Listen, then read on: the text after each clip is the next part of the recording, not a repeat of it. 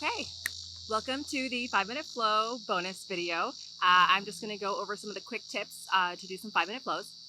So first off, whenever you do your 5-minute flow, you are going to want to do a test. So great test to start with is to check a toe touch. So just before you're cold, just go down and see how far you can touch your toes.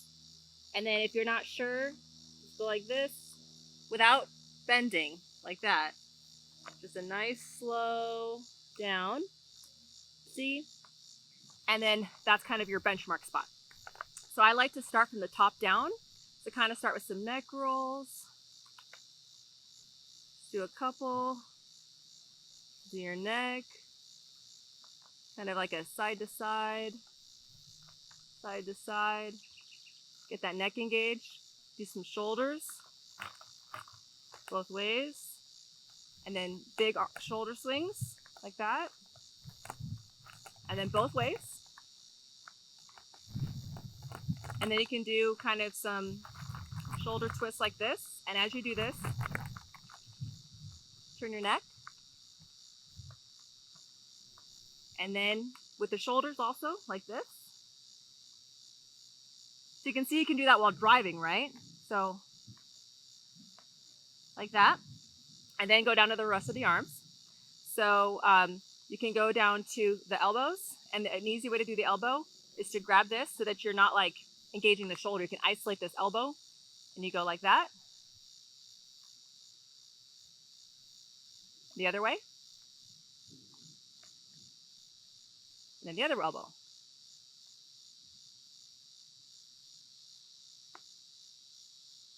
See, that's a little harder. That's for some reason that's hard for me on this side. Okay, and then you do your wrist.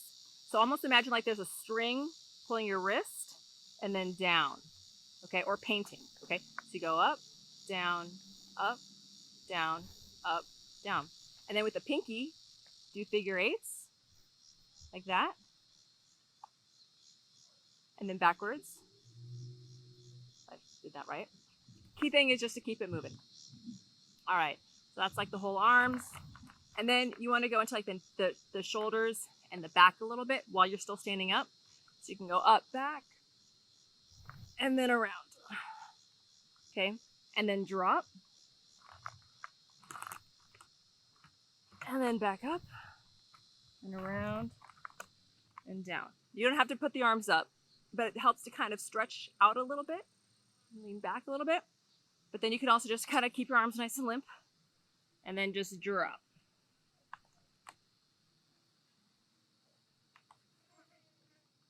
And then back around. Okay, and then you can like retest anytime if you want, just to make sure it's working for you. So just again, oh, it's a little bit better, a little bit better. I can feel a little bit less stretch here. And the thing is, I didn't even do a whole lot with my legs. That was all upper body, but that just makes you feel like you're doing a little bit better of a flow. So then kind of keep going down with the legs. So you can kind of go up. And this moves your hip, and I feel like really stiff here. And then this one too. That just feels really stiff. I know I got to work on my hips right now. So that's good. And then let's check that out. Oh, that was really good. I need to work on my hips a lot. Yeah, huge difference there in my toe touch. So then you can start doing more of your flow. I'm just gonna do my ankles really quick. This isn't like a huge key thing because you get into this later. But then you can just start doing some squats. So you can just kind of squat down with your knees forward, squat down, and up. And the deeper you can get, the better. And then you can also widen your stance. So a wide squat, you can get even deeper. So down, up. Keep your knees, when you go down here, try to keep them over your feet. And then this is another squat you can do like this. And then up and down. Okay, now here's where you can get into some of the flow movements. So you can start doing a duck walk to really work those hips. And then even as you do this, you can start turning. And you don't have to keep your knee down as you do this. So down over turn, hamstring stretch, and then you can change your foot and go right into another kind of squat called a Caustic Squat. And you can either just kind of start alternating Caustic Squats like that, or you can go down, lunge, and get a good hip stretch there. Back to Caustic Squat, whoop, and it works your balance too. Go back over, down, stretch, and then back, Caustic Squat. And then some other ones you can do with this are a bear crawl. So from any one of those positions, you can then flow into like a bear crawl, which is a position like this, and try going forward like that, and then back. Okay? And it works on your balance. Now from here, what I can do is take this leg up, over, and a hip stretch. Bear crawl, back, hip stretch.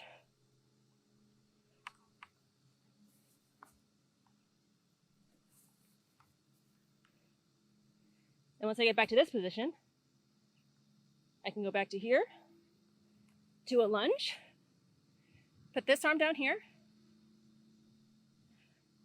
turn, and back. Another great thing about that position, if you go in here, turn, back. Now you take this leg and you pull, you really pry your hip out as far as it'll go. You can go this way.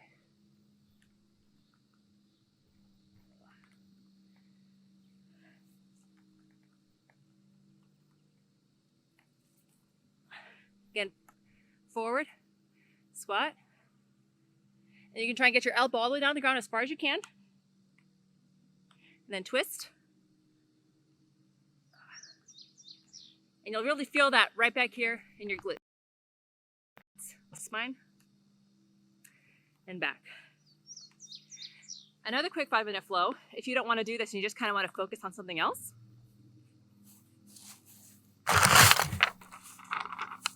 You can do something called paperwork. With the paper, this is all you do.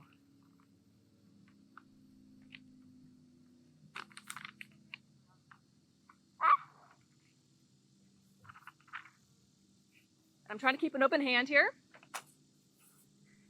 And you can see that the more you do a lot of shoulder movement with this, right? And then once you get good at this,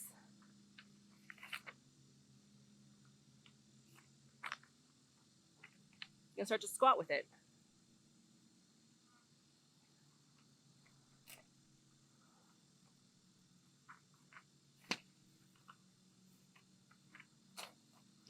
So it's great practice to really get your body moving.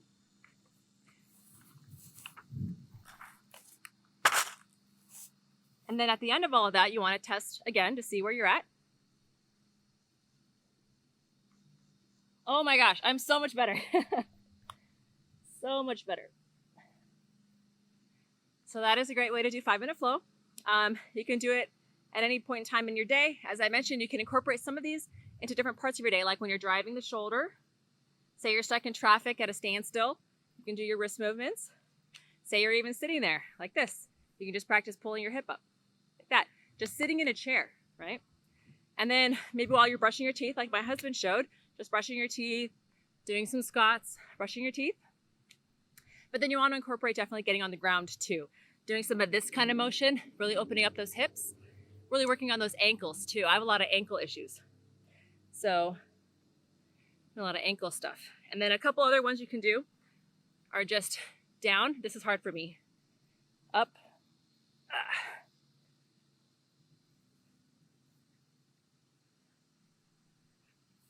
And trying not to touch the ground. It's a great exercise. And back. And also this one works your ankle a bit. Whew. All right. So there's tons more in the 5-minute flow program. which you'll find at maxshank.com. I hope this was helpful to you. And just get your body moving, get your blood pumping. And all of this is great for stress relief because with a sound mind, you have a sound body, and vice versa. All right, thanks. Download the course materials at stressreliefsurvivalguide.com.